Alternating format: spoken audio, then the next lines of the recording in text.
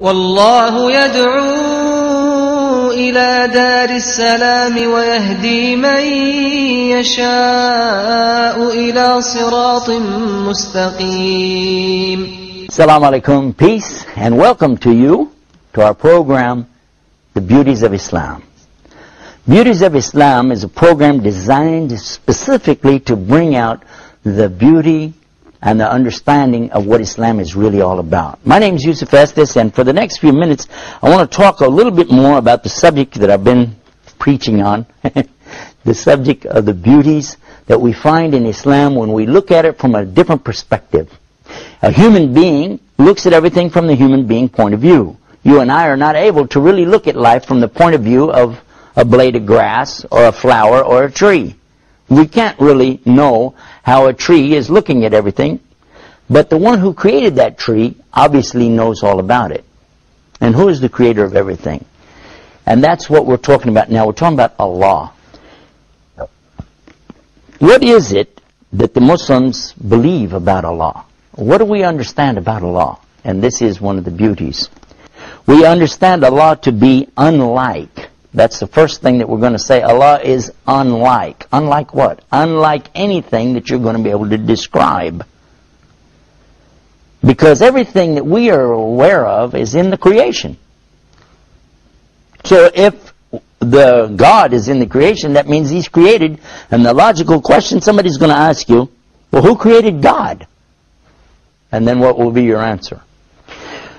So the Muslim understands this beautiful concept that God is not in the creation and He is not like the creation.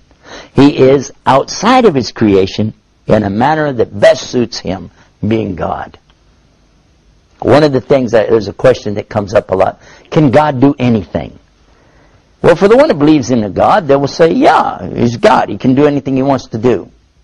A human will naturally attribute that to God because we're not God. There's a lot of things we can't do, and we want God to be kind of like Superman. He can do anything. You know, He's God, Superman, sort of.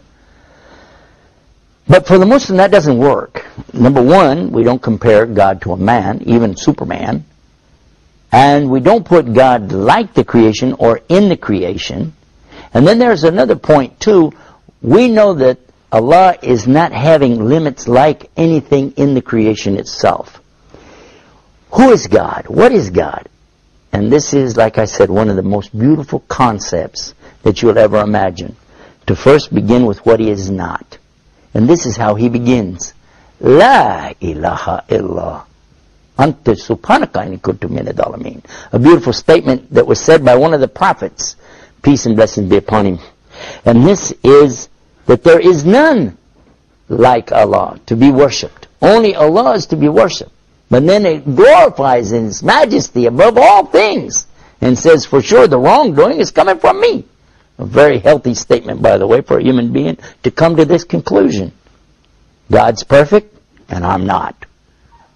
But when we talk about God's existence, how do we understand this? And how do we justify what God does and doesn't do? Can God do anything?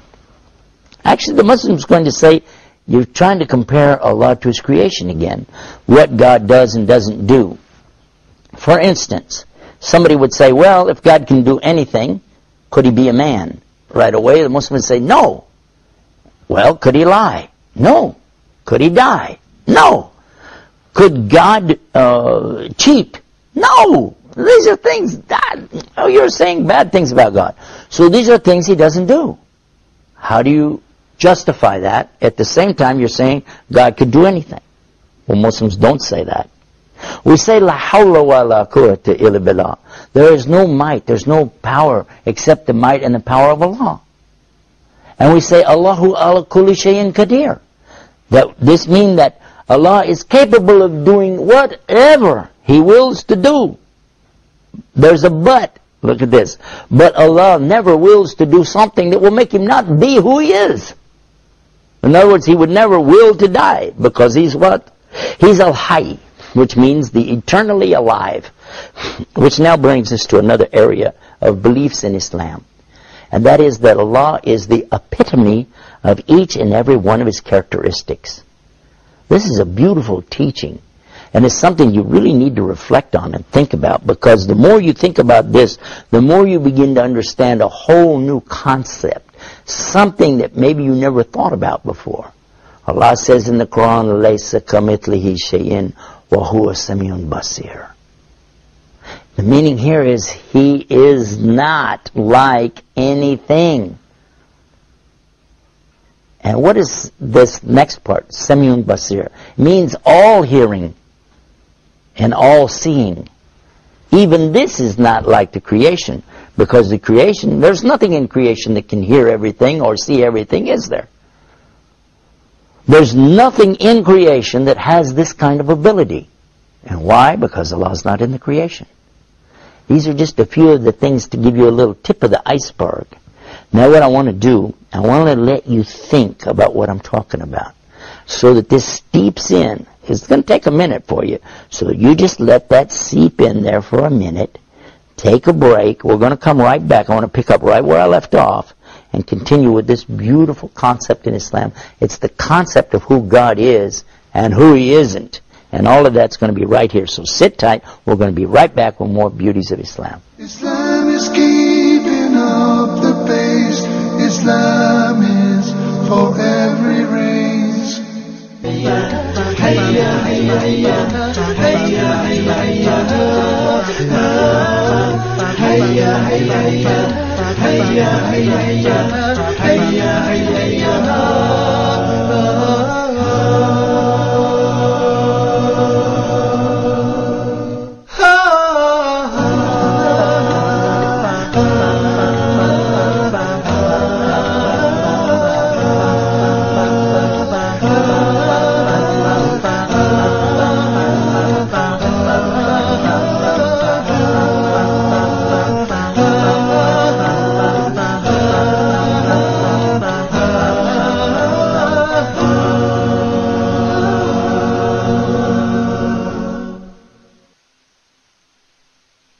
Islam is keeping up the pace. Islam is for every race. We're back and you're watching Beauties of Islam, and we've been talking about the beauty of the concept of God in Islam.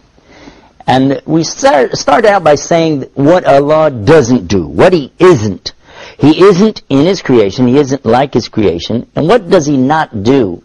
He doesn't do anything that would make Him no longer be who He is. Now, He defines Himself. This is so interesting, because many people, they're searching for God. They want to know, who is God? Where is God? How do I know? What's my purpose? Why did He create me? Many questions that we have. But now look what we find in the Quran. It's in chapter 2, verse 255. That would be Surah Baqarah, the chapter called the cow. And look it up if you like, and see the meaning that's usually translated to be something like this. I give you the Arabic, and slowly we'll examine the meaning of it. Allahu la ilaha illahu al-hayyul qayyum la ta'khudhuhu sinatun wa la nawm lahu ma fis samawati wa ma fil ard man alladhi yashfa'u indahu illa bi'idhnihi ya'lamu ma bayna aydihim wa ma khalfahum wa la yuhituna bi shay'in min ilmihi illa bima sha'a. وَاسِيَ كُرْسِيُهُ السَّمَاوَاتِ وَالْأَرْضِ وَلَا يَئُودُهُ حِفْظُهُمَا وَهُوَ الْعَلِيُّ الْعَظِيمُ. You cannot translate this to the English language word for word and really still get this beautiful meaning, but we're going to try anyway. Allah starts out telling you again, Allahu la ilaha illahu. He says Allah, He is the one that there's none other to worship. He's the only one worthy of any worship. Al-Hayy, Al-Qayyum. Al-Hayy means the eternally and always living. Al-Qayyum, the eternally and always self-subsisting. It means He can't die because He's always alive. And He doesn't ever need anything from His creation because He's totally independent of His creation. He doesn't need anything. These are two very important characteristics, and He is the epitome of those. These are eternal and total capacities that only Allah can have ascribed to Him. And then He continues and He says in here that He doesn't get tired. and he doesn't get sinatun wala naum, and he doesn't sleep. These are human attributes. These are creation things like animals and people, but not Allah. He doesn't get weary. He doesn't fall asleep. And look at this. And then he said, everything in the universe belongs to Him. Totally and completely. It all belongs to Him. Then he asked a rhetorical question. Who is there that could come between Him and His creation, except that He has to give Him permission to do it anyway? And then he says that He has full and total knowledge of the whole entire universe. And you don't have any knowledge. I don't have any knowledge, except what He gives us. And by the way, He can take it away from us too, can't He? Then he says that His kursi extends over the universe. His kursi. And this kursi is sometimes translated as chair. I'm sitting in a kursi right now. It's translated as chair, but actually it can be also like a stool. And this stool is in front of Allah's arsh, His throne, in the same way, in same size proportion as a ring thrown into the desert. This is to give you the idea of how huge and amazing is this kursi. It's bigger than the whole universe. The universe becomes like a tiny ring, and the kursi like a giant desert. Then the comparison from Allah's kursi to His throne, again, now suddenly the kursi is the tiny ring, and the throne is the giant desert. Now this proportion thing is important, because the next part it comes up, and it says how mighty, and how majestic, and how amazing is Allah subhanahu wa ta'ala. So this is something I really invite you to learn about the Arabic language, and then learn about this verse. It's called Ayatul Kursi, the verse of the chair. Not throne. Arsh is throne. From this, we're able to gain at least an introduction to the understanding of the beauty of the meaning of the word Allah. The word Allah. You know, we could have a whole program just talking about this word Allah. So amazing is this concept. But let us continue with what we were saying earlier. What it is Allah doesn't do. If you said, could He die? Absolutely, He doesn't do that, because He is the all alive. That's one of His attributes, His characteristics, one of His 99 names, as we call it as Muslims. And as far as could He lie or could He cheat? Well, two of His names are Al-Haq, which is absolute truth. He is truth. It doesn't mean He's truthful. He is truth. So obviously, there can't be anything as a lie or anything deceptive. Also, He's adil, which is meaning totally fair and just. Therefore, He could never cheat, and He wouldn't. And when you start to talk about some of the things about Allah, and you're comparing Him to the creation, this will boggle your mind, and it makes people nuts. I'll give you the example. If somebody say, can Allah do anything? God, can He do anything? And somebody will say, yeah, why not? Then they'll say, can He make a rock so big that nothing can move it? And, yeah, sure, why not? He can make a rock so big nothing can move it. But now you're going to have a problem. Because if He can't move it, that's something He can't do. And how will you answer that? What the Muslim will say is, Allah doesn't make stuff like humans do, and He doesn't move stuff like humans do. He can make a rock so big that nothing in the creation can ever move it. But for Him, everything is by command. He says, kun fayakun. Be, and it is. And that's when the rock takes form and shape. And when He says move, it moves. And He doesn't move things like you and I with a fulcrum and a lever and a mass and a no. This is something for Allah that He does as He wills. And He is capable of doing whatever He wills to do. So don't compare Him to the creation. You don't get in a problem like that. And don't put Him in the creation. And you don't run into these problems in concept. Allah is mighty, and above all that He's created. A beautiful concept, a beautiful teaching in Islam.